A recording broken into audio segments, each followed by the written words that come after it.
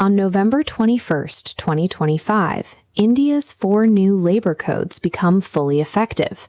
Corporate boards are prioritizing minimum wages, leaving a massive operational blind spot. The true structural shock lies in Section 32 of the Occupational Safety, Health, and Working Conditions Code, or OSH Code. The OSH Code is a central Indian law consolidating regulations on workplace safety, health standards, and working conditions. Section 32 completely rewrites the rules of employee leave. It takes accumulated time off and removes it from internal HR tracking, dropping it directly onto the corporate balance sheet.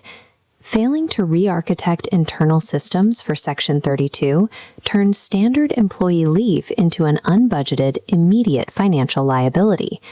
To see the financial impact, we have to look at the incoming OSH Code against the legacy framework of the Factories Act of 1948. Under the old regime, leave exceeding carry-forward caps simply lapsed. When an employee accumulated more than 30 days, the excess disappeared from the company's liabilities without a payout. The OSH Code removes the concept of lapsing leave entirely. Unused leave exceeding the 30-day cap remains a strictly enforced financial obligation. Clause 32(1)(ix) dictates that any leave over the 30-day limit must be mandatorily encashed by the employer at the end of every calendar year. This new statutory change takes a deferred contingent payout and turns it into a guaranteed annual cash flow drain. Employers must now hold immediate liquidity reserves every December. Before calculating any financial liability, management must execute a strict jurisdictional split of their entire workforce.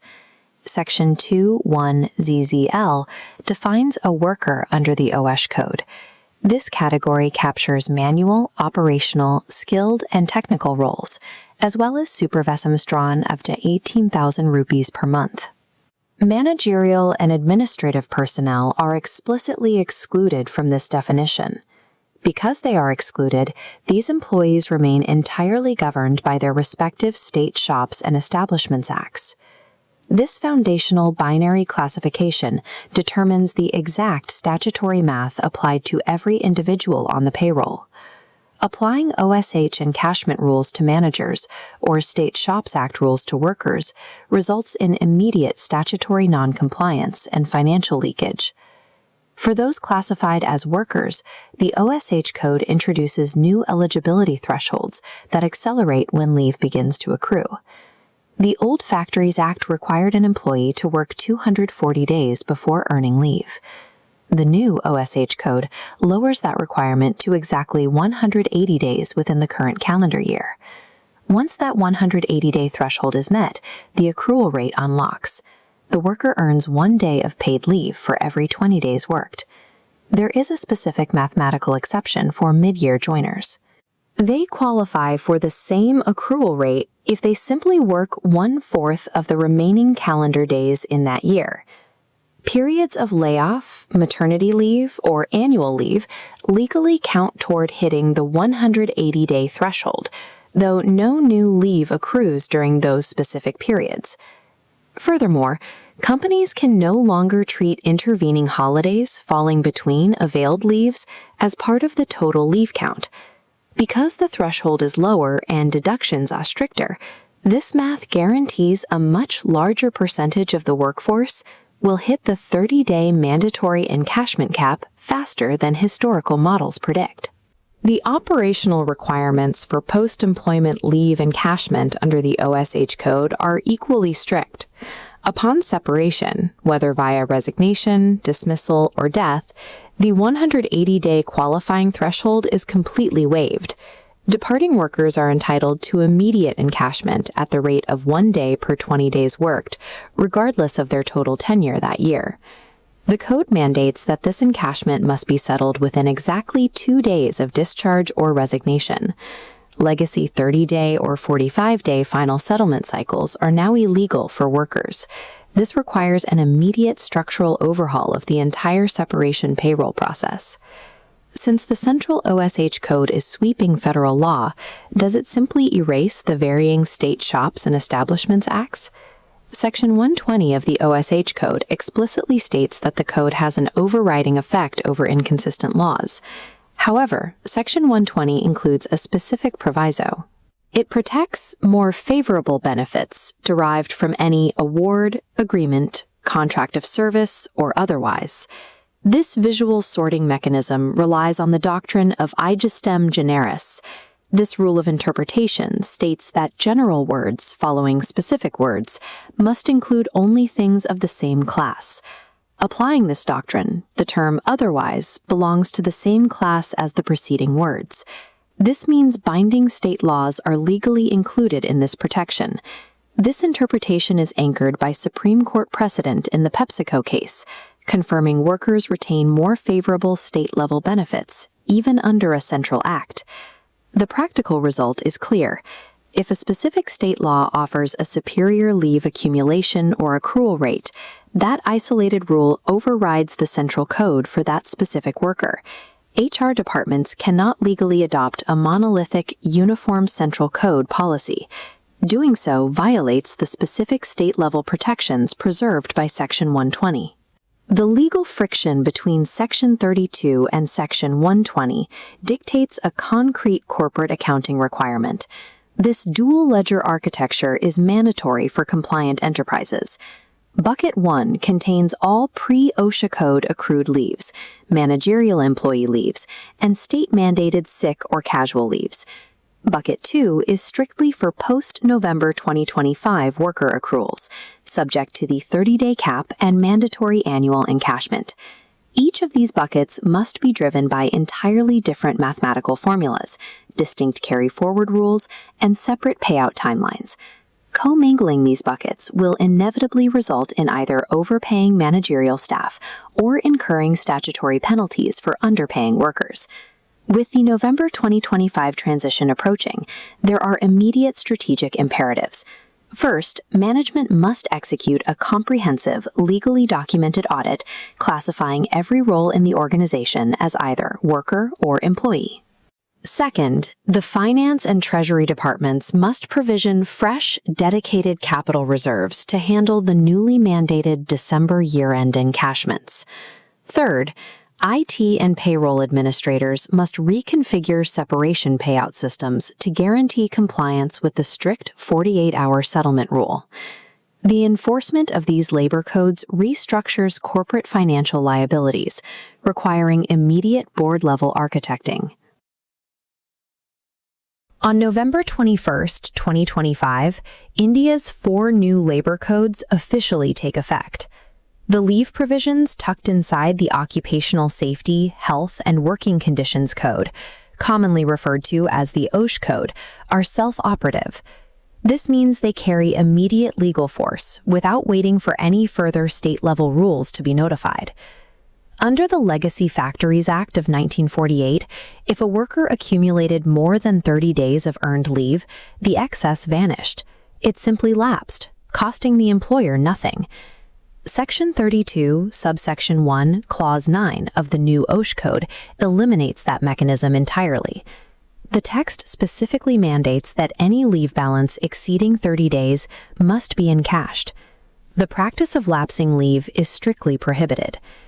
This converts what was once a passive administrative tracking metric into a recurring, mandatory annual cash outflow that must be accounted for on the balance sheet. Furthermore, workers now possess an on-demand right to encash their available leave balance at the end of each calendar year. The code places no fetters or limits on this demand. A worker can choose to liquidate their entire accumulated leave balance all at once. For statutory calculations, the code strictly defines the calendar year as January 1st to December 31st. Because the statutory year closes in December, chief financial officers and HR directors must now accurately forecast these concentrated holiday season cash outflows. The OSH Code also contains an overriding provision. These mandatory payouts explicitly replace any less favorable rules currently dictated by state-level Shops and Establishments Acts. Leave management has transitioned from a routine HR task into an active financial liability, requiring immediate budgetary planning. A common operational error is assuming these new leave rules apply universally to the entire corporate headcount. Section 21ZZL of the Code explicitly restricts these provisions to a worker, a category strictly defined to include manual, technical, operational, and clerical roles. This definition creates a specific supervisory trap. A supervisor drawing a salary above 18,000 rupees per month is legally classified as an employee, not a worker. Those holding managerial and administrative titles fall entirely outside the OSH Code. They remain governed by their specific states' Shops and Establishments Acts. Similarly, the leave structures for CEOs and senior leadership are dictated by private employment contracts rather than Section 32. Because they are non-workers, these employees hold no statutory right to annual leave encashment unless it is explicitly provided by their local state law. Failing to distinguish between these legal categories guarantees either expensive overpayments to managers or critical undercompliance for operational staff. The first requirement for compliance is a total organizational audit to bifurcate the payroll strictly into worker and employee classifications. For those confirmed as workers, the OSH Code introduces an accelerated benefit principle, allowing them to earn and use leave faster than under previous laws. The qualifying service threshold drops to 180 days worked in the current calendar year, down from the 240 days required under the old Factories Act. Under the deemed service rule, periods of layoff and maternity leave count toward that 180-day threshold, even though no new leave actually accrues during those absences. This animated visualization compares the old 240-day requirement to the new 180-day baseline. Once qualified, adult workers accrue leave at a uniform rate of 1 day for every 20 days worked, while mine workers accrue 1 day for every 15. This lower threshold dramatically expands eligibility for mid-year joiners. The code implements a 1/4 rule. A new hire now qualifies for paid leave if they simply work 25% of the remaining days in that specific calendar year. Additionally, the holiday exclusion rule legally prevents companies from counting intervening public holidays or weekends as part of a worker's availed leave balance. If a worker formally applies for leave and the employer refuses to grant it, that specific leave carries forward indefinitely, bypassing the standard 30-day cap. These accruals become an acute liability hazard during a separation event. Upon resignation or dismissal, all accumulated leave must be fully encashed and paid out within exactly 2 working days. In cases of death or superannuation, the employer is granted a longer window of 2 months to issue the final payment. The combination of lower entry barriers and strict 48-hour payout windows makes automated real-time payroll systems a non-negotiable requirement. Calculating that final payout relies on a specific formula, the worker's monthly wages divided by 30, then multiplied by the number of leave days to be encashed. Under Section 2Y of the Code on Wages, the wage base used for this math consists strictly of basic pay, dearness allowance, or DA, an allowance paid to offset inflation, and retaining allowance. Standard components like house rent allowance, conveyance, and statutory bonuses are generally excluded from this calculation. This pie chart illustrates the critical 50% floor rule acting on a standard cost to company, or CTC, package. If a worker's excluded allowances exceed half of their total remuneration, the law automatically deems that excess amount as wages. This deemed wage instantly increases the base rate, inflating the per-day monetary value of every single day of leave encashed. Companies relying on allowance-heavy salary structures will face a 10 to 20% spike in their total leave encashment costs, due entirely to this recalculation. Even items like statutory bonuses and employer provident fund contributions are safely excluded only if that 50% limit is strictly maintained. Unless compensation structures are audited and reorganized to keep basic pay and DA at or above 50%, leave encashment will become significantly more expensive than originally projected. The intersection of the central OSH code and the various state SHOPS acts has generated substantial compliance confusion. Section 120 of the OSH code resolves this by stating that central provisions override inconsistent local laws, but any existing benefits that are more favorable to the worker are explicitly protected. Courts determine this using the interpretive tool of e justem generis. This principle groups binding instruments together to ensure workers receive the highest available protection.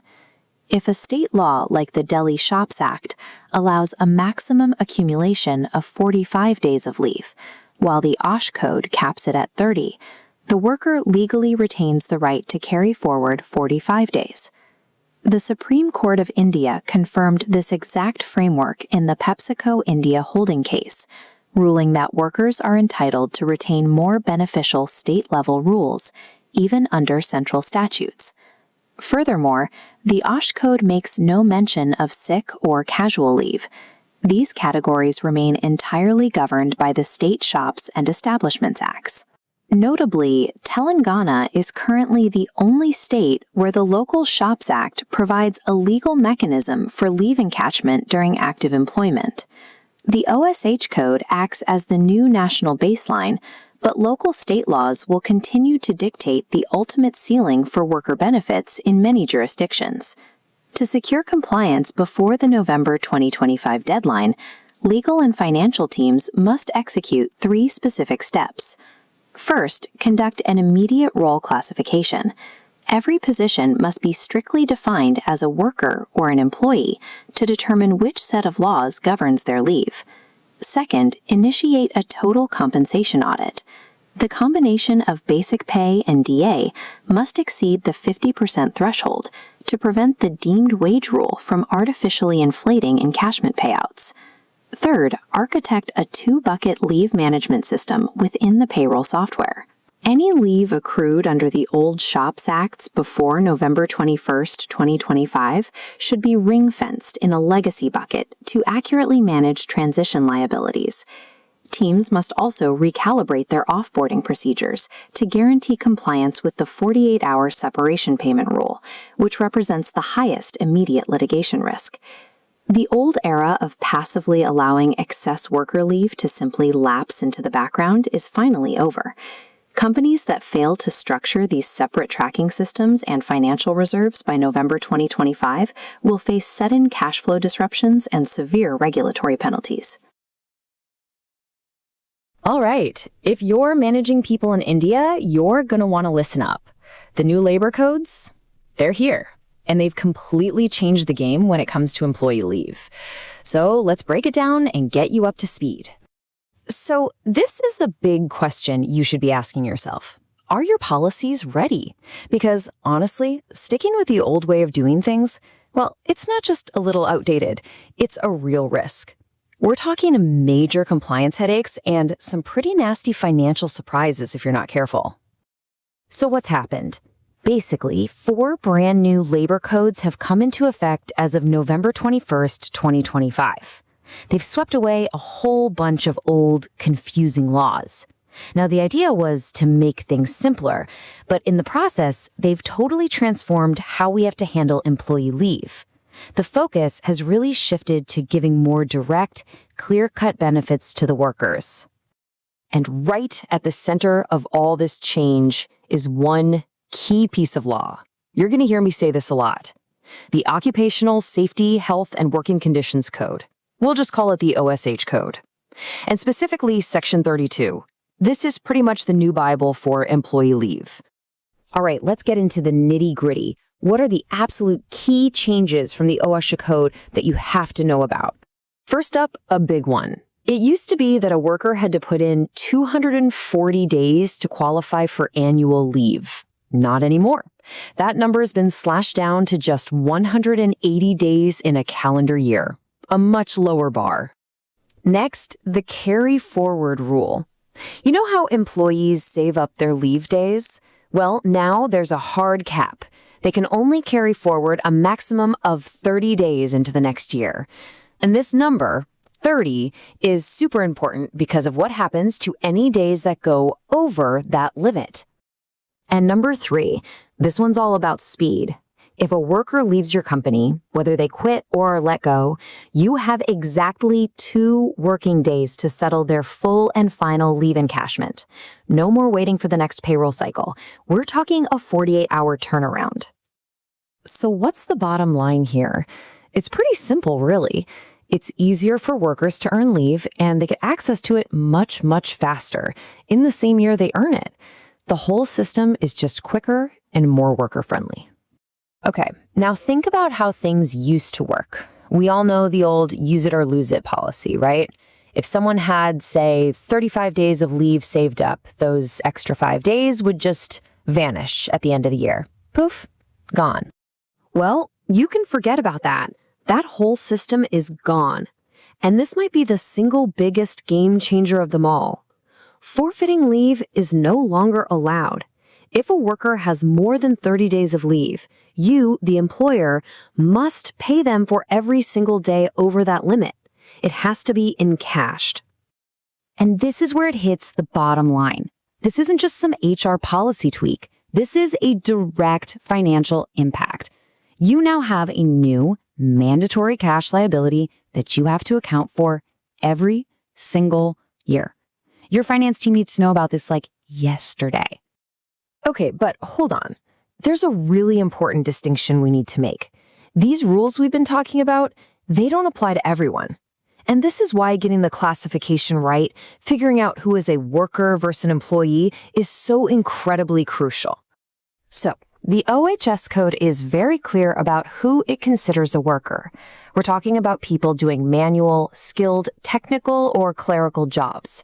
It also includes supervisors, but, and this is a key detail, only those supervisors earning up to 18,000 rupees a month. This chart really lays it out. There are 2 different paths. If someone falls into that worker category, bam, the new OSHA code rules apply. But if they're in a more managerial or administrative role, or they're a supervisor making more than that 18,000 rupee threshold, they're considered an employee. And for them, you still have to look at the old state-level laws. So that brings up the next big challenge, right? It's not just one new set of rules. You've got this new central OSHA code, but you also have all the old state laws still floating around. And you need to figure out how they play together.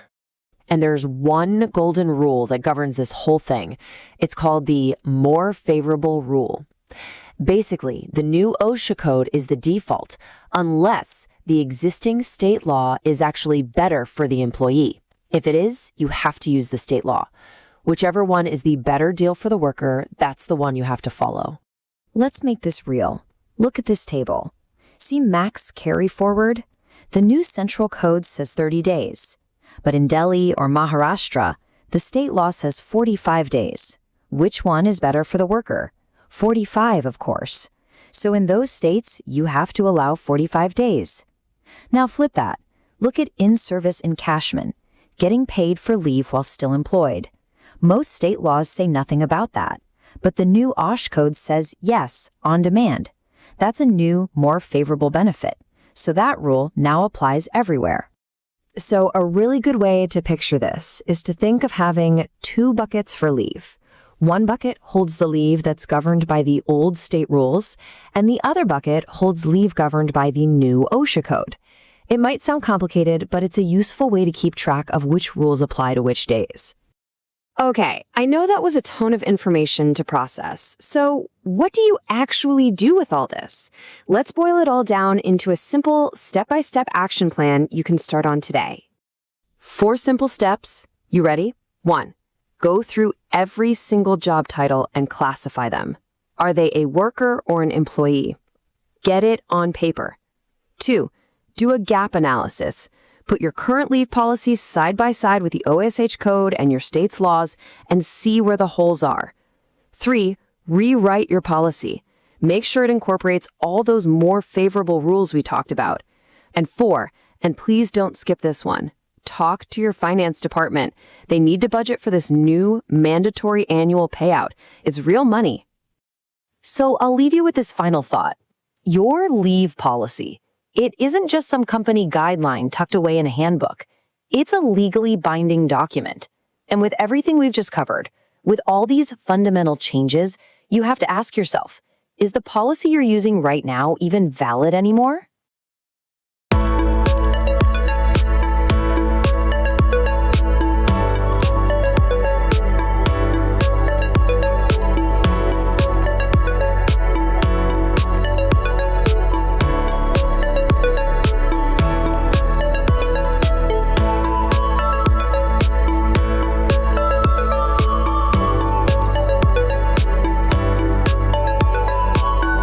नमस्कार। तो भारत के नए labour codes अब लागू हो चुके हैं और पता है इनके साथ एक ऐसी फाइनेंशियल लायबिलिटी आ गई है जिसके लिए शायद कई कंपनियां तैयार नहीं हैं। आज हम इन्हीं लीव एनकैशमेंट के नियमों को जरा गहराई से समझेंगे जिनका सीधा असर किसी भी कंपनी की बैलेंस शीट पर पड़ सकता है। तो चलिए सीधे मुद्दे पर आते हैं। एक सवाल जो हर लीडर को, हर मैनेजर को सोचना चाहिए वो ये है कि एचआर पॉलिसी में ऐसी कौन सी नई फाइनेंशियल लायबिलिटी छुपी हुई है जिस पर शायद अब तक किसी का ध्यान ही नहीं गया। और इसका जवाब छिपा है नए occupational safety, health and working conditions code में, जिसे हम OSH कोड भी कहते हैं। देखिए, इसके तहत ना अब वर्कर्स की जो बची हुई छुट्टियां हैं वो साल के अंत में लैप्स नहीं होंगी। जी नहीं, अब उन्हें एनकैश करना यानी उनका पैसा देना मैंडेटरी है और इसका सीधा सा मतलब है एक नई सालाना कैश लायबिलिटी। तो आज हम इन 5 जरूरी बातों को कवर करेंगे। सबसे पहले ये नई लायबिलिटी आखिर है क्या, फिर OSH कोड के जरूरी प्रोविजंस क्या कहते हैं, इसके बाद वर्कर और एम्प्लॉय के बीच का बहुत जरूरी फर्क समझेंगे, फिर देखेंगे कि सेंट्रल कोड और स्टेट के कानूनों में जब टकराव हो तो क्या होता है, और आखिर में एक एक्शन प्लान देखेंगे कि कंप्लायंस के लिए करना क्या है। ठीक है, तो चलिए इसमें थोड़ा और गहरा उतरते हैं। सबसे पहले बात करते हैं इस नई लायबिलिटी की, मतलब ये जो जमा हुई छुट्टियां हैं उनके ट्रीटमेंट में जो ये बड़ा बदलाव आया है उसे समझते हैं। यहां पर ये जो बदलाव है वो बिल्कुल साफ दिखता है। देखिए, पहले क्या था, पुराने फैक्ट्रीज एक्ट के हिसाब से अगर किसी की छुट्टियां कैरी फॉरवर्ड लिमिट से ज्यादा हो जाती थीं तो वो बस लैप्स हो जाती थीं, खत्म। पर अब OHS कोड के तहत 30 दिन से ज्यादा की हर एक छुट्टी को इनकैश करना पड़ेगा, उसका पैसा देना पड़ेगा, और ये एक बहुत बड़ा फाइनेंशियल शिफ्ट है। तो अब आगे बढ़ते हैं और देखते हैं कि ये नियम काम कैसे करता है। अब हम OSH कोड की उन डिटेल्स में जाएंगे जिन्हें मैनेजमेंट के लिए समझना बहुत बहुत जरूरी है, खासकर कि छुट्टी की क्वालिफिकेशन और उसके जमा होने के नियमों में क्या बदला है। यहां एक और बड़ा बदलाव है। देखिए, पहले क्या था, अगले साल की छुट्टियां कमाने के लिए एक कैलेंडर साल में 240 दिन काम करना जरूरी होता था। अब उस लिमिट को घटाकर सिर्फ 180 दिन कर दिया गया है और छुट्टियां उसी साल मिलनी शुरू हो जाएंगी। इसका सीधा सा मतलब यह है कि अब ज्यादा वर्कर्स और ज्यादा जल्दी छुट्टियों के लिए एलिजिबल हो जाएंगे। OSH कोड का जो सेक्शन 32 है ये उसके सबसे जरूरी नियम है। चलिए इन्हें एक एक करके समझते हैं। पहला, हर 20 दिन काम करने पर 1 दिन की छुट्टी मिलेगी। दूसरा, अगर कोई नौकरी छोड़ता है तो उसकी जितनी भी छुट्टियां जमा हैं सबका पैसा देना होगा, भले ही उसने 180 दिन काम किया हो या नहीं। तीसरा, छुट्टियां कैरी फॉरवर्ड करने की लिमिट 30 दिन है। और चौथा, जो सबसे जरूरी है, 30 दिन से ऊपर जितनी भी छुट्टियां हैं उनका पैसा देना ही देना है, वो मैंडेटरी है। तो ये जो 30 दिन का नंबर है ना, ये अब एक ट्रिगर पॉइंट बन गया है। जैसे ही किसी वर्कर की जमा छुट्टियां 30 को पार करती हैं, बस मैंडेटरी एनकैशमेंट का रूल लागू हो जाता है। ये लिमिट याद रखना बहुत जरूरी है। पर इसमें एक बहुत जरूरी एक्सेप्शन भी है जिस पर ध्यान देना होगा। अगर कोई वर्कर छुट्टी के लिए अप्लाई करता है और मैनेजमेंट उसे छुट्टी नहीं देता तो वो सारी रिजेक्ट की हुई छुट्टियां बिना किसी लिमिट के कैरी फॉरवर्ड हो जाएंगी। ये एक अनलिमिटेड कैरी फॉरवर्ड लायबिलिटी बन सकती है, इसलिए लीव रिक्वेस्ट को बहुत ध्यान से मैनेज करना होगा। और अब आते हैं शायद सबसे जरूरी सवाल पर, वो सवाल जो ये तय करेगा कि ये सारे नियम आखिर लागू किस पर होंगे, यानी वर्कर और एम्प्लॉय के बीच का फर्क क्या है। देखिए, कानून वर्कर शब्द को बहुत साफ साफ डिफाइन करता है। इसके मुताबिक कोई भी व्यक्ति जो manual, unskilled, skilled, technical, operational, clerical या सुपरवाइजरी काम करता है वो वर्कर है। और ये जो लीव एनकैशमेंट के नए नियम हैं वो इसी ग्रुप पर लागू होते हैं। इसे थोड़ा और आसानी से समझते हैं। कौन कौन आता है वर्कर की कैटेगरी में?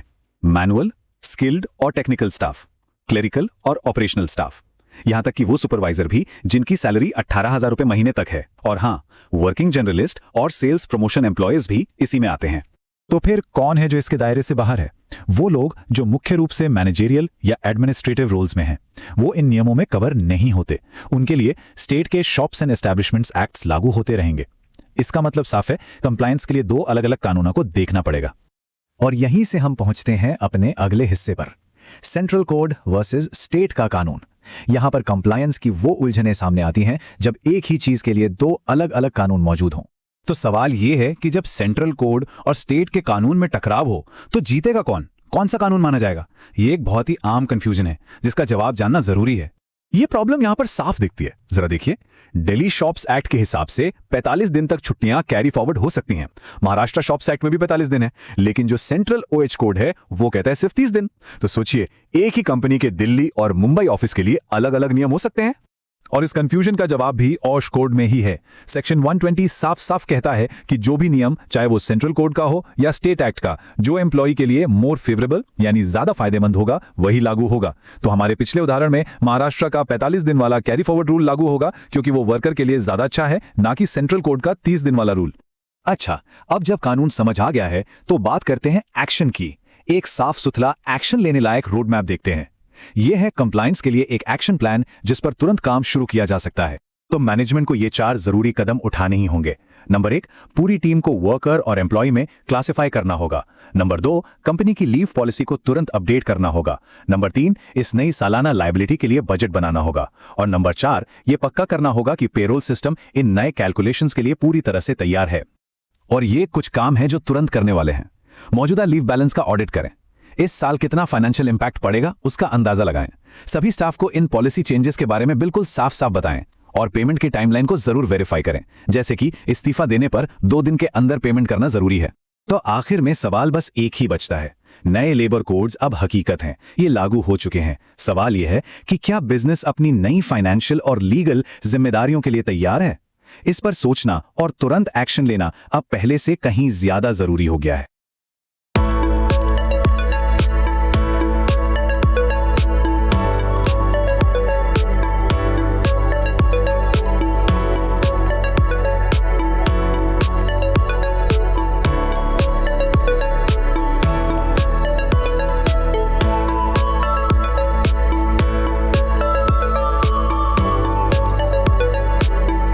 सोचिए कोई व्यक्ति अपनी कंपनी से इस्तीफा देता है और महज 48 घंटे मतलब ठीक 2 वर्किंग डेज के भीतर उसकी सालों की जमा की गई छुट्टियों का सारा पैसा सीधे उसके बैंक अकाउंट में क्रेडिट हो जाता है, एक एक पाई के हिसाब के साथ। बिल्कुल।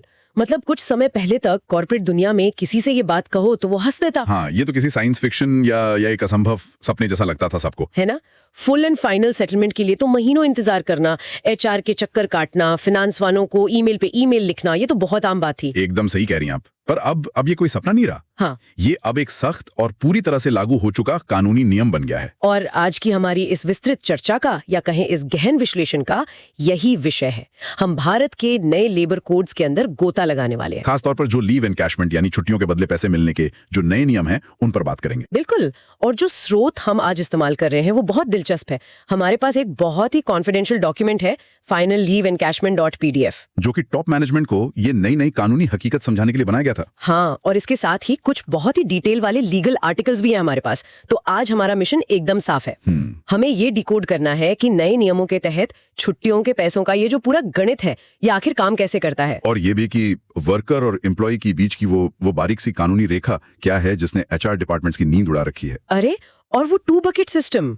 हाँ, 2 बकेट सिस्टम, उसके बारे में भी विस्तार से बात करेंगे कि क्यों कंपनियों को अब 2 अलग-अलग बाल्टियों में छुट्टियां जमा करनी पड़ रही हैं। तो चलिए शुरू करते हैं।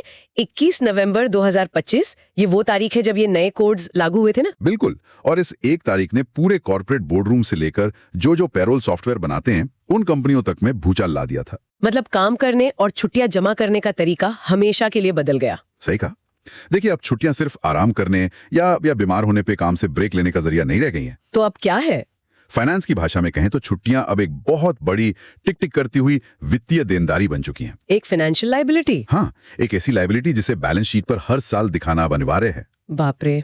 लेकिन इस पूरे गणित को समझने से पहले मुझे लगता है एक बहुत ही बुनियादी सवाल है जिसका जवाब हमें खोजना चाहिए। कौन से सवाल? यही कि कानून की नजर में इन छुट्टियों का और इन पैसों का असली हकदार है कौन? क्योंकि मुझे लगता है एक बहुत बड़ी गलतफहमी ये है कि ये नए नियम कंपनी में काम करने वाले हर एक व्यक्ति पर लागू होते हैं। ओह हाँ, ये बहुत ही आम गलतफहमी है। असल में ऐसा बिल्कुल भी नहीं है। तो फिर असली नियम क्या है? देखिए, जो OSH कोड है यानी occupational safety, health and working conditions code, उसके सेक्शन 2 सब सेक्शन 1ZZL के तहत वर्कर की एक बहुत ही टेक्निकल परिभाषा दी गई है। मतलब ये किसी एक्सक्लूसिव क्लब की वीआईपी लिस्ट तैयार करने जैसा है। बिल्कुल वैसा ही है। इस वर्कर कैटेगरी में अनस्किल्ड, स्किल्ड, टेक्निकल काम करने वाले, क्लर्क और शायद वर्किंग जर्नलिस्ट भी शामिल है इसमें, मैंने डॉक्यूमेंट में पढ़ा था। हाँ बिल्कुल, वो भी शामिल है। लेकिन जो सबसे दिलचस्प और शायद सबसे ज्यादा बहस का मुद्दा बनने वाला नियम है वो सुपरवाइजर से जुड़ा है। अच्छा, वो कैसे? देखिए, अगर कोई व्यक्ति सुपरवाइजरी रोल में है और उसकी सैलरी 18,000 रुपए प्रति माह तक है, तो वो कानून की नजर में वर्कर है और उसे इन नए लीव एनकैशमेंट नियमों का पूरा फायदा मिलेगा। ओके, मतलब 18,000 तक वो सेफ है। हाँ, लेकिन जैसे ही उसकी सैलरी इस सीमा को पार करती है, मान लीजिए 18,001 रुपए हो गई, हाँ बिल्कुल, तो वो या तो मैनेजेरियल रोल में आ जाता है या एडमिनिस्ट्रेटिव रोल में, और वो एम्प्लॉई की श्रेणी में चला जाता है। ओह, तो एम्प्लॉई बनते ही क्या होता है? सारा कंफ्यूजन यहीं से शुरू होता है। एम्प्लॉय बनते ही नए OSH कोड के ये जो स्पेशल छुट्टी वाले नियम है ना, ये उस पर लागू नहीं होते। मतलब वो उस वीआईपी क्लब से बाहर, एकदम बाहर। उनके लिए नियम फिर राज्य के जो शॉप्स एंड एस्टैब्लिशमेंट एक्ट होते हैं, जो हर राज्य के अलग होते हैं, और उनका जो रोजगार अनुबंध है, मतलब जो एम्प्लॉयमेंट कॉन्ट्रैक्ट है कंपनी के साथ, बस उसी से तय होते हैं। तो एक बहुत ही स्वाभाविक सा सवाल मेरे दिमाग में आ रहा है। पूछिए। अगर किसी सुपरवाइजर की सैलरी 18,000 रुपए से बढ़कर जैसा मैंने कहा 18,001 रुपए हो जाती है, तो क्या महज सिर्फ 1 रुपए के इंक्रीमेंट से उसका ये इतना मजबूत कानूनी सुरक्षा कवच अचानक से छिन जाता है? तकनीकी रूप से हाँ। ये तो बहुत अजीब है। मतलब एक दिन पहले तक केंद्र सरकार का कानून उसकी छुट्टियों की गारंटी ले रहा था, और अगले दिन वो उस दायरे से बाहर हो गया। हाँ, जमीनी स्तर पर देखे तो ये थोड़ा अव्यवहारिक नहीं लगता? देखिए, ऊपरी तौर पर देखने पर जो 1 रुपए का अंतर है, ये वाकई बहुत अजीब लगता है, मैं मानता हूँ। लेकिन इसके पीछे की जो कानूनी और जो ऐतिहासिक मंशा है ना, उसे समझना बहुत जरूरी है। क्या मंशा है इसके पीछे? इस सख्त सीमा का जो मुख्य उद्देश्य है वो है ब्लू कॉलर और ऑपरेशनल स्टाफ को शोषण से बचाना। अच्छा, कानूनी मान पर चलता है कि जो लोग मैनेजमेंट लेवल पर हैं या जो एक निश्चित आय से ज्यादा कमा रहे हैं, जैसे 18,000 से ज्यादा, हाँ, तो उनके पास इतनी बार्गेनिंग पावर होती है, मोल भाव करने की क्षमता, बिल्कुल, कि वे अपने कॉन्ट्रैक्ट की शर्तें, अपनी छुट्टियां, अपने फायदे खुद नेगोशिएट कर सकते हैं। वे अपनी आवाज उठा सकते हैं HR के सामने। ये बात तो है, मैनेजमेंट लेवल वाले लोग बोल सकते हैं। लेकिन इसके विपरीत जो फैक्ट्री फ्लोर पे काम करने वाले लोग हैं या जो निचले स्तर के कर्मचारी हैं, उनके पास तो ये सुविधा नहीं होती। वो तो जो कॉन्ट्रैक्ट मिलता है साइन कर देते हैं। एकदम सही। इसलिए सरकार को या कहें राज्य को उनके अधिकारों की रक्षा के लिए एक स्पष्ट लाइन खींचनी पड़ती है। भले ही वो लाइन 18,000 के कड़े आंकड़े पर ही क्यों ना खींची गई हो। बिल्कुल, कहीं ना कहीं तो लाइन खींचनी ही पड़ेगी ना। हाँ, ये तर्क स्पष्ट करता है कि नियम असल में किसके लिए बनाए गए हैं। अब जरा ये देखते हैं कि इन वर्कर्स को छुट्टियां मिलना शुरू कब होती हैं। क्योंकि यहाँ भी एक बहुत बड़ा ऐतिहासिक बदलाव हुआ है। हाँ, पुराने फैक्ट्रीज एक्ट के तहत तो एक नियम था ना कि छुट्टियों का हकदार बनने के लिए कम से कम 240 दिन काम करना पड़ता था। हाँ, 240 दिन। तो कब करता था? अगले साल, मतलब इस साल कमाओ, अगले साल इस्तेमाल करो। अरे बाप रे, ये तो बहुत ही पुराना तरीका हो गया। और इसीलिए इस पुरानी व्यवस्था को पूरी तरह से पलट दिया गया है। तो नया नियम क्या कहता है? नया थ्रेशोल्ड अब घटाकर 180 दिन कर दिया गया है। सीधा 60 दिन काम? हाँ, इसका सीधा मतलब यह है कि किसी कंपनी में महज 180 दिन काम करने के बाद ही वर्कर छुट्टियां कमाने के योग्य हो जाता है। मतलब प्रति 20 दिन के काम पर 1 दिन की छुट्टी। बिल्कुल सही गणित लगाया आपने। और सबसे बड़ा बदलाव यह है कि अब इन छुट्टियों का इस्तेमाल करने के लिए अगले कैलेंडर वर्ष का इंतजार नहीं करना पड़ता। मतलब उसी साल इस्तेमाल कर सकते हैं? हाँ, वर्कर उसी साल अपनी कमाई गई छुट्टियों का लाभ उठा सकता है। ये तो बहुत ही व्यवहारिक बदलाव है, खास तौर पे आज की जो गिग इकोनॉमी है, जहां लोग जल्दी नौकरियां बदलते हैं। एकदम सही कह रही हैं। और इसी व्यवहारिक बदलाव का एक और बहुत दिलचस्प पहलू उन लोगों से जुड़ा है जो साल के बीच में नई नौकरी शुरू करते हैं, जिन्हें हम HR की भाषा में मिड ईयर ज्वाइनर्स कहते हैं। हाँ, मिड ईयर ज्वाइनर्स। इनके लिए तो पहले बहुत मुश्किल होती थी शायद। बहुत ज्यादा। पहले साल के बीच में ज्वाइन करने वालों को बचे हुए साल का कम से कम 2/3 हिस्सा, 2/3, हाँ 2/3 हिस्सा काम करना जरूरी होता था, तब जाकर वो छुट्टियों के योग्य माने जाते थे। और अब इस कानून ने इस हिस्से को घटाकर सिर्फ 1/4 यानी 1/4 कर दिया है। सिर्फ 1/4। जरा इसे एक वास्तविक परिदृश्य में ढालकर देखते हैं। हाँ, एक उदाहरण लेते हैं। मान लीजिए कि किसी वर्कर ने 1 मार्च को किसी कंपनी में ज्वाइन किया। ठीक है। 1 मार्च, तो साल में बचे हुए दिनों की संख्या लगभग 306 होती है। 306 दिन। पुराने नियमों के हिसाब से उसे लगभग 204 दिन काम करना पड़ता छुट्टियां शुरू होने के लिए। 204 दिन मतलब लगभग 7 महीने। हाँ, लेकिन अब जो नया 1/4 नियम है, उसके तहत कितना होगा? उसके तहत उसे बचे हुए साल में सिर्फ 77 या 78 दिन काम करना होगा। अरे वाह, मतलब 2.5 महीने के अंदर छुट्टियां चालू। बिल्कुल। और सबसे महत्वपूर्ण बात यह है कि इन दिनों की गिनती में सिर्फ उसके द्वारा किए गए काम के दिन ही नहीं गिने जाएंगे। तो और क्या गिना जाएगा? उसकी छुट्टियां, वीकली ऑफ, जो सैटरडे संडे होता है। हाँ, और यहाँ तक के मातृत्व अवकाश यानी मैटरनिटी लीव के दिन भी शामिल माने जाएंगे। ओह, ये तो कंपनियों के अटेंडेंस और जो पेरोल ट्रैकिंग सिस्टम्स हैं उनके लिए एक बिल्कुल ही नई तरह की चुनौती होगी। बहुत बड़ी चुनौती। सिस्टम्स को पूरी तरह से रिकैलिब्रेट करना पड़ा है इसके लिए। तो कौन हकदार है और छुट्टियां कब से मिलेंगी, ये तो अब एकदम स्पष्ट हो गया। बिल्कुल। लेकिन जिस सवाल ने असल में फाइनेंस डिपार्टमेंट्स के मतलब कहूं तो होश उड़ा रखे हैं, वो नो लैप्सिंग वाला। हाँ, वो ये है कि इन जमा की गई छुट्टियों की असल वित्तीय कीमत आखिर तय कैसे होती है। ये बहुत ही अहम मुद्दा है, क्योंकि OSH कोड के सेक्शन 32 ने एक ऐसे नो लैप्सिंग दौर की शुरुआत कर दी है जिसकी तो शायद किसी ने कल्पना भी नहीं की थी। सही कह रही हैं आप। नो लैप्सिंग का ये नियम पूरे पेरोल स्ट्रक्चर का गेम चेंजर है। पहले क्या होता था? पुरानी व्यवस्था में एक बहुत ही आम चलन था, यूज इट और लूज इट, इस्तेमाल करो या भूल जाओ। हाँ, अगर किसी कर्मचारी ने साल के अंत तक अपनी बची हुई छुट्टियां इस्तेमाल नहीं की, या मान लीजिए वो कैरी फॉरवर्ड की अधिकतम सीमा को पार कर गईं, तो वो अतिरिक्त छुट्टियां लैप्स हो जाती थी। मतलब 0, 0, एकदम जीरो, हवा में गायब, और कंपनी को उनका कोई पैसा नहीं देना पड़ता था। ये तो कंपनियों के लिए बहुत फायदेमंद था। लेकिन सेक्शन 32 ने इस व्यवस्था को हमेशा के लिए खत्म कर दिया है। तो अब नियम क्या कहता है? कानून ने स्पष्ट कर दिया है कि छुट्टियों को कैरी फॉरवर्ड करने की लिमिट अब 30 दिन तय की गई है। बिल्कुल। तो मेरा सवाल ये उठता है कि अगर किसी वर्कर के पास 31, 35 या मान लीजिए 40 दिन की छुट्टियां जमा हो गई हैं, तो उन अतिरिक्त छुट्टियों का क्या होगा जो 30 दिन से ऊपर हैं? नए नियम कहते हैं कि वो छुट्टियां अब हवा में गायब नहीं होंगी। तो क्या होगा उनका? कंपनी के लिए कानूनी रूप से अनिवार्य हो गया है कि वो हर साल के अंत में उन अतिरिक्त छुट्टियों का एनकैशमेंट करे, मतलब उनका नकद भुगतान करे, बैंक में पैसे डाले। हाँ, इसे कॉर्पोरेट शब्दावली में मैंडेटरी एनुअल एनकैशमेंट कहा जा रहा है। बाप रे! अब कोई भी मैनेजमेंट ये तर्क नहीं दे सकता कि वर्कर ने छुट्टियां नहीं ली इसलिए वो बेकार हो गई। 30 दिन से ऊपर की हर एक छुट्टी का पैसा कंपनी के बैंक अकाउंट से वर्कर के बैंक अकाउंट में जाना अब तय है। एकदम तय है। लेकिन इस नकद भुगतान का जो कैलकुलेशन है वो शायद इतना सीधा नहीं है। बिल्कुल भी सीधा नहीं है, क्योंकि आमतौर पर लीव एनकैशमेंट का जो फॉर्मूला होता है वो क्या होता है? मासिक वेतन को 30 से भाग दें, जिससे एक दिन की दिहाड़ी निकलेगी। हाँ, और फिर उसे एनकैश की जाने वाली छुट्टियों की संख्या से गुणा कर दें। सुनने में तो ये बहुत आसान लगता है। हाँ, सुनने में आसान है, लेकिन पेंच कहाँ है? पेंच ये है कि यहाँ मासिक वेतन या जिसे हम वेज कहते हैं उसकी परिभाषा क्या है? और यहीं पर वो सबसे डरावना नियम आता है, वेज कोड 2019 का 50% floor rule. 50% wage floor rule. ये पूरी कैलकुलेशन को बेहद पेचीदा बना देता है। देखिए, ये 50% फ्लोर रूल कॉर्पोरेट फाइनेंस को सबसे ज्यादा प्रभावित करने वाला नियम है। कैसे, जरा समझाइए। ऐतिहासिक रूप से कंपनियां एक लालिती अपनाती थी पैसे बचाने के लिए। हाँ, वे कर्मचारियों की बेसिक पे को बहुत कम रखती थी, जैसे कुल सैलरी का 20 या 25%। बिल्कुल। और बाकी का जो पूरा हिस्सा था वो हाउस रेंट अलाउंस यानी HRA, कन्वेंस अलाउंस या परफॉर्मेंस बोनस जैसे भत्तों में बांट दिया जाता था। इसका फायदा क्या होता था कंपनी को? इसका फायदा ये होता था कि जब PF, ग्रेचुटी या ये लीव एनकैशमेंट की गणना करनी होती थी ना, तो वो सिर्फ उस छोटी सी बेसिक पे की जाती थी। ओह, मतलब 25% वाले हिस्से पर। हाँ, इससे कंपनी पर आर्थिक बोझ बहुत कम पड़ता था। लेकिन 50% फ्लोर रूल ने इस पूरी रणनीति पर पानी फेर दिया है। इस तिथि को ना मैं पानी से भरे एक गुब्बारे को दबाने से समझा सकती हूँ। गुब्बारा कैसे? देखिए, आप उस गुब्बारे के एक हिस्से को, यानी मान लीजिए बेसिक पे को, दबाकर कितना भी छोटा करने की कोशिश कर लें, अच्छा, अंदर का पानी यानी वो सारे भत्ते दूसरी तरफ से फूल कर वापस वेज के कैलकुलेशन में आ ही जाएगा। अरे वाह, क्या बेहतरीन एनालॉजी दी आपने। बिल्कुल ऐसा ही है ना?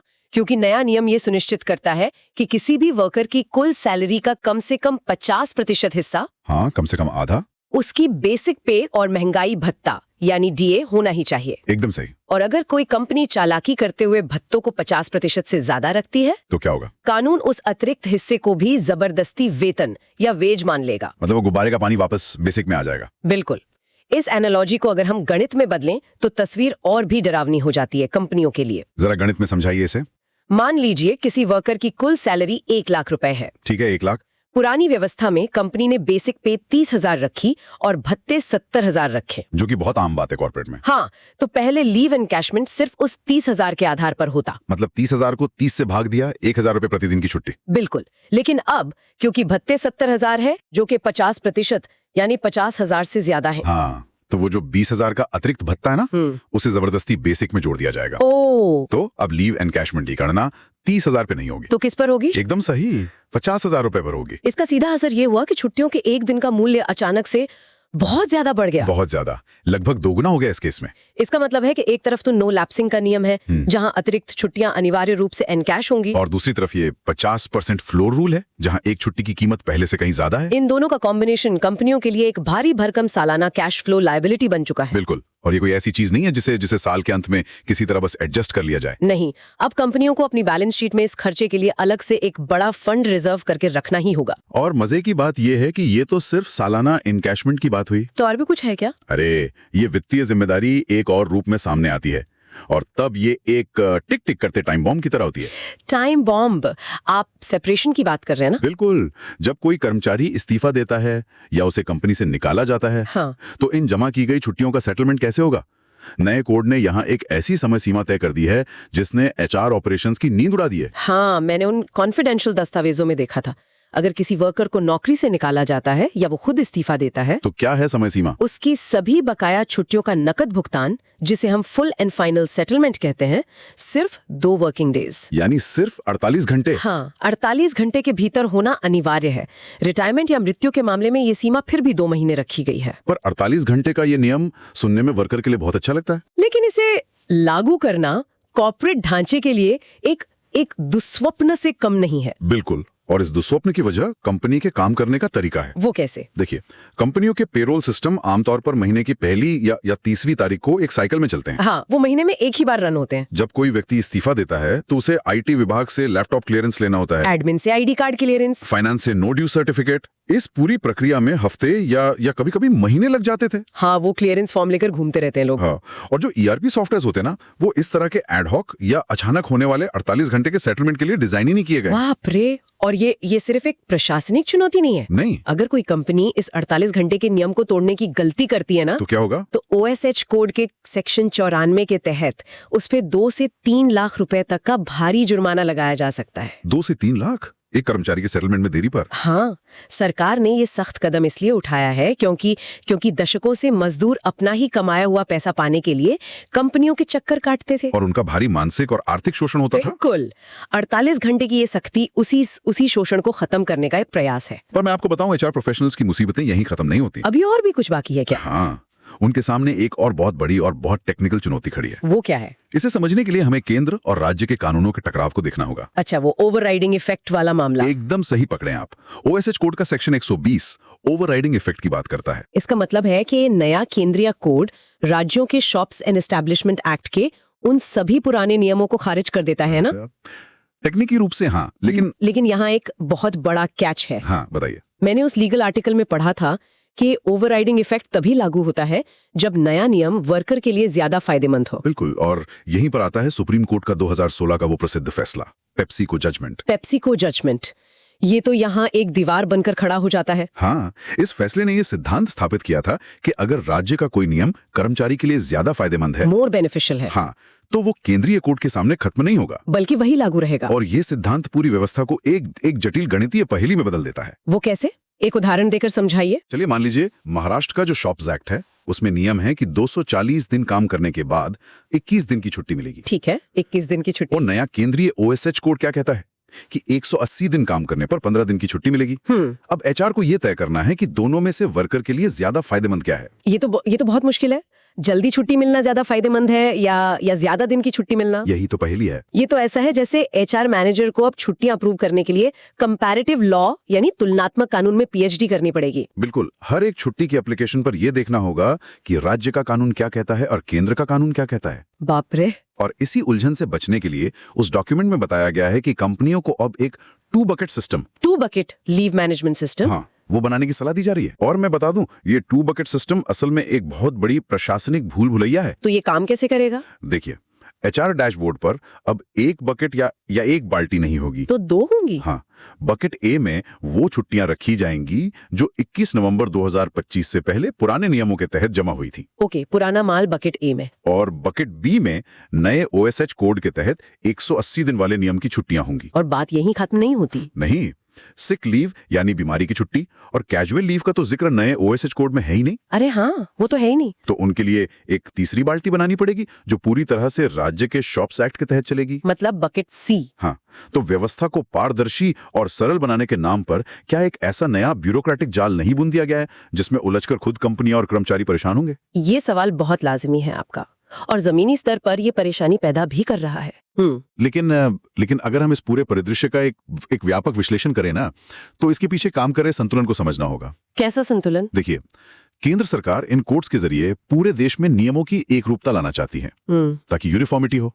एक देश एक नियम। हाँ, लेकिन साथ ही राज्य स्तर के फायदों को बरकरार रखने वाला जो पेप्सिको जजमेंट है, हाँ, वो ज्यादा फायदेमंद वाला रूल। वो ये सुनिश्चित करता है कि ईज ऑफ डूइंग बिजनेस या बदलाव के नाम पर मजदूरों ने दशकों के संघर्ष से जो अधिकार और फायदे कमाए हैं वे एक झटके में न छिन जाएं। ये बात तो है। तो ये जो जटिलता है ना टू बकेट सिस्टम की, ये उसी एकरूपता और मजदूर सुरक्षा के बीच का एक जरूरी समझौता है। एक बहुत ही बैलेंस्ड नजरिया है ये। तो इन सभी पहलुओं को देखने के बाद मुझे लगता है आज की ये विस्तृत चर्चा कई महत्वपूर्ण निष्कर्षों पर पहुंचती है। बिल्कुल। हमने देखा कि कैसे 180 दिन का जो नया थ्रेशोल्ड है वो छुट्टियों तक पहुंच को पहले से कहीं अधिक तेज बना रहा है। और हमने नो लैप्सिंग के उस नियम को भी डिकोड किया जिसने छुट्टियों के बेकार होने की अवधारणा को ही खत्म कर दिया है। यूज इट और लूज इट अब बीते दिनों की बात हो गई है। हाँ, और सबसे महत्वपूर्ण, हमने उस 50% वेज फ्लोट रूल के गणित को समझा। वो गुब्बारे वाला उदाहरण, हाँ, जो किसी भी छुट्टी की नकद कीमत को आसमान पर पहुंचा रहा है। इसके साथ ही ये भी स्पष्ट हो गया है कि एचआर और फाइनेंस विभागों के लिए ये बदलाव सिर्फ सॉफ्टवेयर अपडेट करने तक सीमित नहीं है। बिल्कुल नहीं, 2 दिन के भीतर यानी 48 घंटे में फुल एंड फाइनल सेटलमेंट का दबाव और वो टू बकेट सिस्टम की जटिलता, ये सब कॉर्पोरेट ऑपरेशंस के काम करने के तरीके को मूल रूप से हमेशा के लिए बदल देगा। तो कुल मिलाकर ये जानकारी किसी भी व्यवसाय के मालिक, एचआर प्रोफेशनल या किसी भी कर्मचारी के लिए अत्यंत महत्वपूर्ण है। विश्व की वित्तीय सुरक्षा पर क्या असर पड़ता है? सही कहा।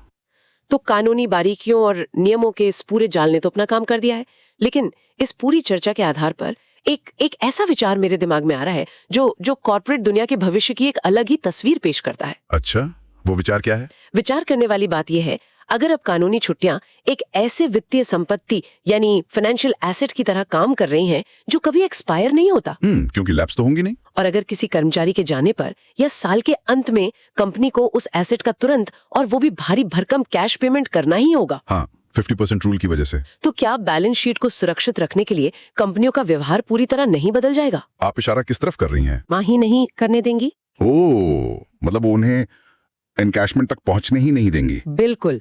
क्या पैसे बचाने के दबाव में आने वाले समय में कर्मचारियों को जबरदस्ती वेकेशन या छुट्टियों पर भेजा जाएगा कि भाई तुम्हारी छुट्टियां जमा हो रही हैं, तुम 1 हफ्ते की छुट्टी पर जाओ, हमें पैसे नहीं देने? ये बहुत ही संभव है, फोर्स्ड वेकेशंस। हाँ, तो ये एक ऐसा ज्वलंत सवाल है जो आने वाले समय में काम और आराम के बीच के पूरे कॉर्पोरेट रिश्ते को फिर से परिभाषित कर सकता है। सोचने वाली बात है वाकई।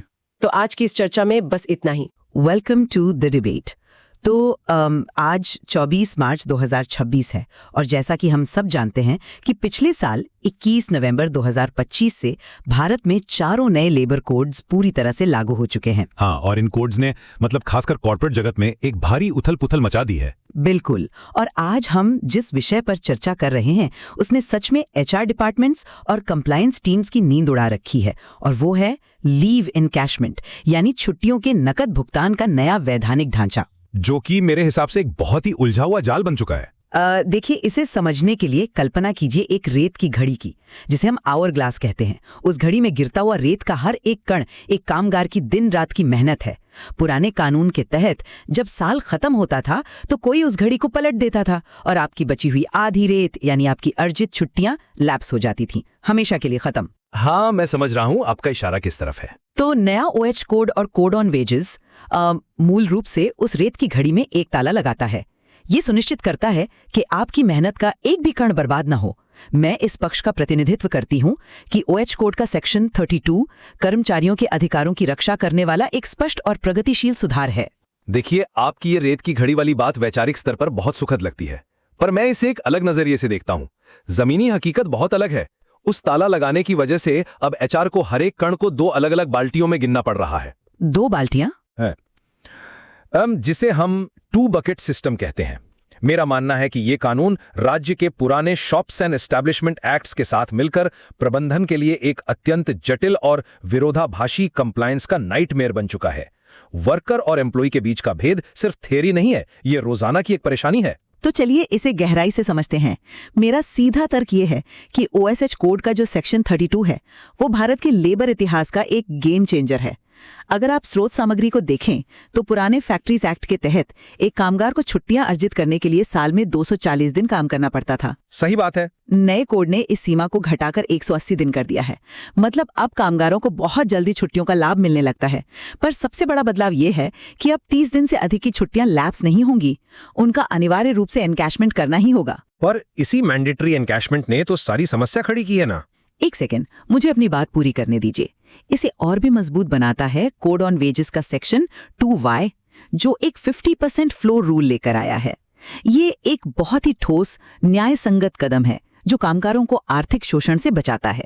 आप 50% फ्लोर रूल की बात कर रही हैं, लेकिन क्या हम श्रोताओं को समझा सकते हैं कि ये जमीन पर कैसे काम करता है? ये नियम सुनने में जितना आसान लगता है, इसका मैथ उतना ही खतरनाक है।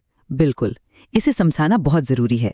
देखिए, पहले क्या होता था कि कंपनियां कर्मचारियों के बेसिक पे और DA को कृत्रिम रूप से बहुत कम रखती थीं। मान लीजिए कुल सैलरी का सिर्फ 20 या 30%। हाँ, और बाकी पैसा अलाउंसेस में डाल देती थी। सही कहा, बाकी का पैसा HRA, कन्वेयंस या स्पेशल अलाउंसेस में चला जाता था। इससे होता ये था कि जब कोई मजदूर अपनी छुट्टी बेचता था तो कैलकुलेशन सिर्फ उस छोटे से बेसिक पे पर होता था, यानी वर्कर को नाम मात्र का पैसा मिलता था। पर नया 50% फ्लोर रूल ये अनिवार्य करता है कि आपकी सैलरी का कम से कम आधा हिस्सा बेसिक और DA होना चाहिए। राइट। अगर आपके अन्य भत्ते 50% से ज्यादा हो जाते हैं तो वो अतिरिक्त हिस्सा ऑटोमेटिकली वेजेस में जुड़ जाएगा। तो सीधे शब्दों में, अब जब वर्कर अपनी छुट्टी एनकैश करेगा तो उसे एक सम्मानजनक वास्तविक मूल्य मिलेगा। इसमें गलत क्या है? गलत इसकी मंशा में नहीं है, गलत इसके एग्जीक्यूशन में है। मैं आपको बताता हूं कि HR और पेरोल सिस्टम्स के लिए कितनी बड़ी मुसीबत है। एक उदाहरण लेते हैं। मान लीजिए कर्मचारी या रमेश, उसकी महीने की कुल सैलरी 20,000 रुपए है। ठीक है। किसी महीने रमेश को ओवर टाइम मिलता है, किसी महीने उसे कोई परफॉर्मेंस अलाउंस मिल जाता है। अब हर महीने रमेश के अलाउंसेस का अनुपात बदल रहा है, तो HR को हर महीने ये कैलकुलेट करना पड़ेगा कि कहीं रमेश के भट्टे उसकी कुल सैलरी के 50% से ज्यादा तो नहीं हो गए। हाँ, डायनामिक कैलकुलेशन तो करनी पड़ेगी। और अगर हो गए तो वो एक्स्ट्रा हिस्सा लीव इनकैशमेंट में जुड़ेगा। अब आप खुद सोचिए, एक कंपनी जिसमें 5,000 कर्मचारी हैं, वहां हर महीने हर एक कर्मचारी के लिए ये डायनेमिक कैलकुलेशन करना ये आसान है क्या? ये कैश फ्लो पर और एडमिन पर एक बहुत बड़ा दबाव है। मैं मानती हूँ कि HR और पेरोल टीम्स को इससे थोड़ी परेशानी हो रही होगी। उन्हें अपने एक्सेल शीट्स और सॉफ्टवेयर अपडेट करने पड़ेंगे। लेकिन क्या हम सिस्टम की सुविधा के लिए कामगारों के आर्थिक नुकसान को सही मान सकते हैं? मैं नुकसान की बात नहीं कर रहा। पर देखिए, जैसे बैंक में आपका फिक्स्ड डिपॉजिट मैच्योर होता है, क्या आप ये स्वीकार करेंगे कि बैंक ये कहे कि क्योंकि आपने इसे वक्त पर निकाला नहीं इसलिए आपका पैसा लैप्स हो गया? बिल्कुल नहीं। एक कामगार का अर्जित अवकाश भी उसकी मेहनत की कमाई है।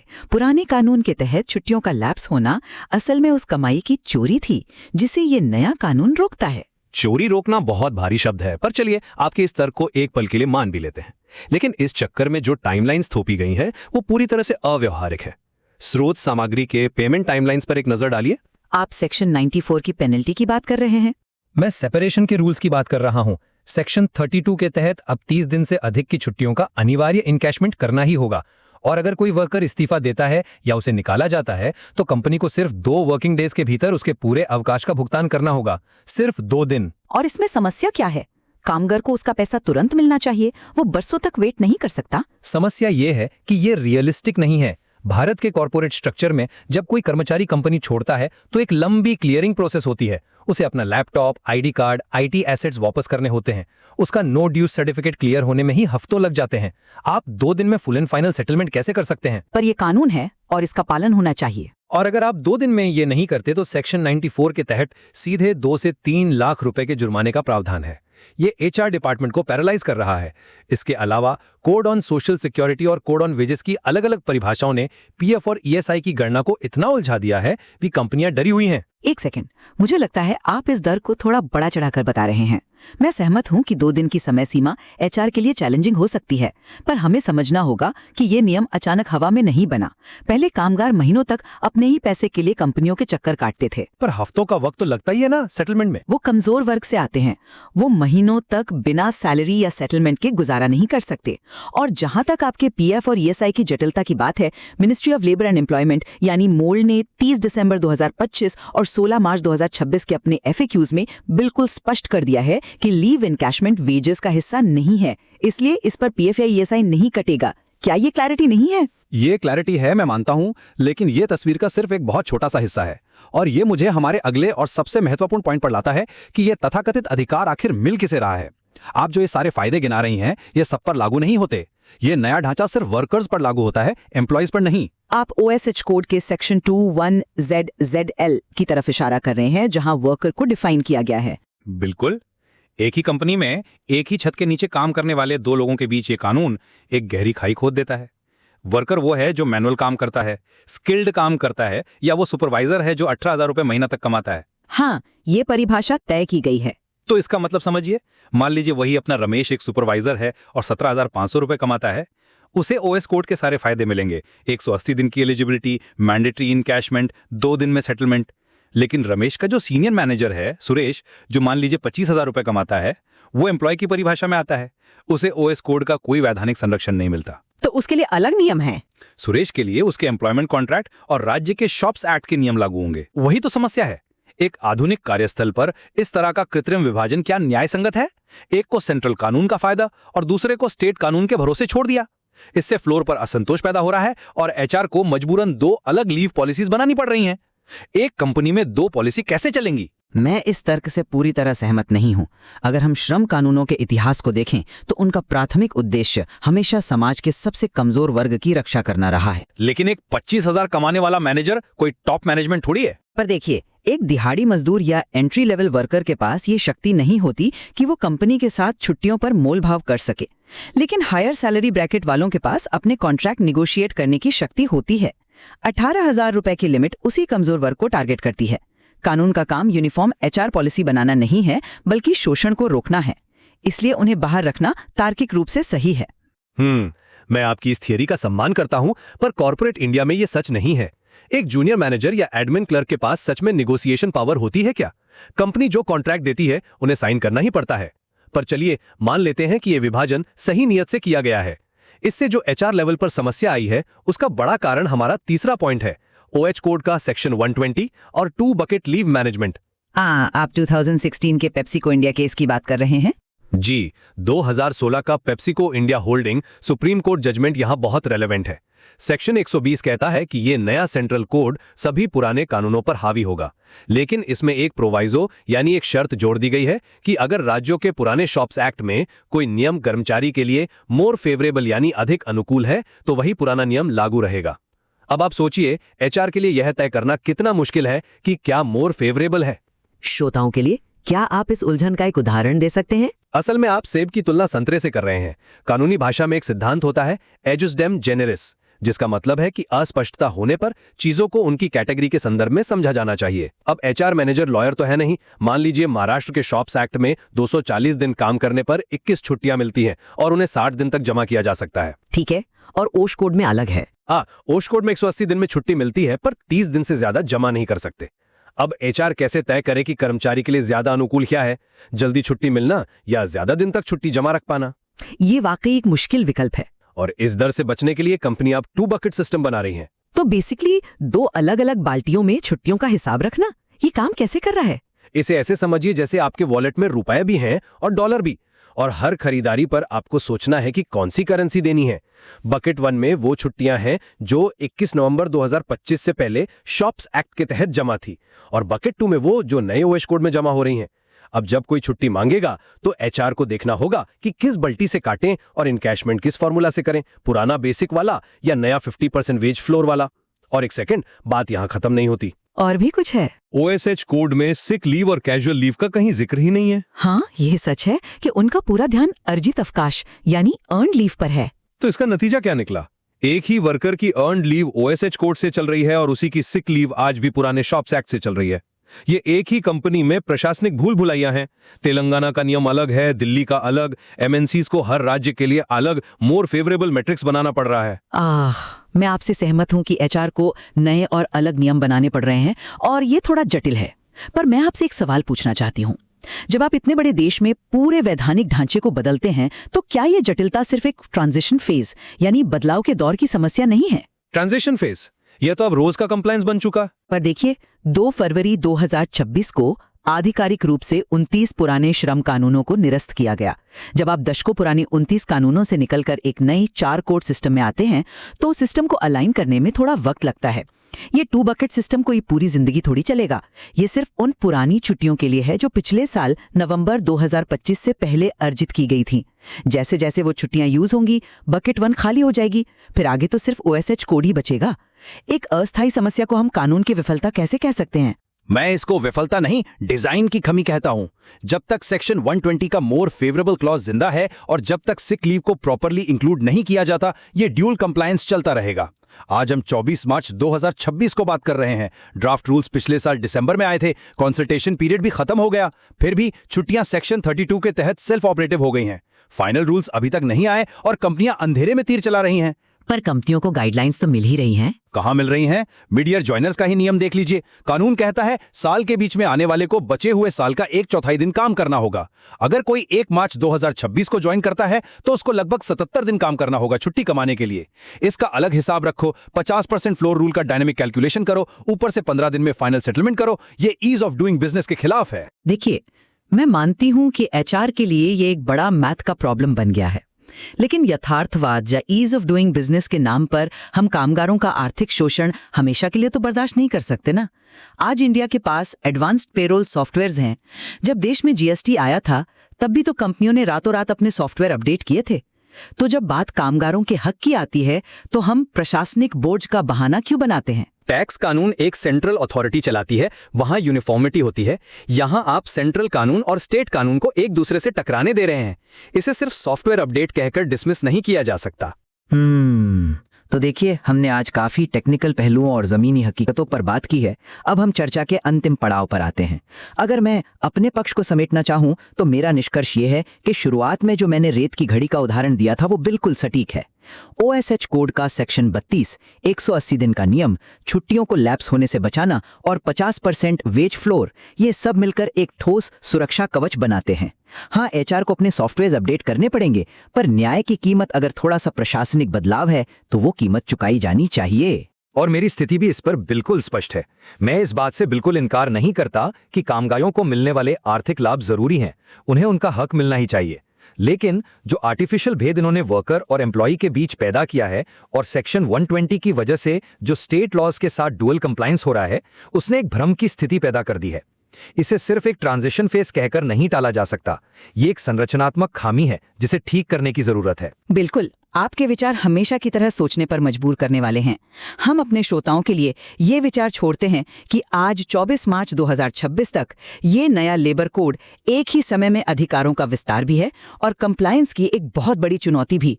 हम आपको सुझाव देंगे कि आप स्रोत सामग्री में दिए गए एक्शन आइटम्स को ध्यान से पढ़ें। हाँ, और अगले महीने यानी अप्रैल 2026 में आने वाले फाइनल सेंट्रल रूल्स पर जरूर नजर रखें। देखते हैं कि क्या सरकार इस 2 बकेट सिस्टम के कंफ्यूजन को ठीक करती है या नहीं। सही कहा। तो अगली बार जब आप अपनी लीव पॉलिसी या सैलरी स्लिप देखें तो जरूर सोचिए कि क्या हम वाकई मेहनत का हर कण सहेज रहे हैं या बस उन्हें गिनने के नए और उलझे हुए तरीके ढूंढ रहे हैं। ये विमर्श आगे भी जारी रहेगा। द डिबेट में हमारे साथ जुड़ने के लिए धन्यवाद।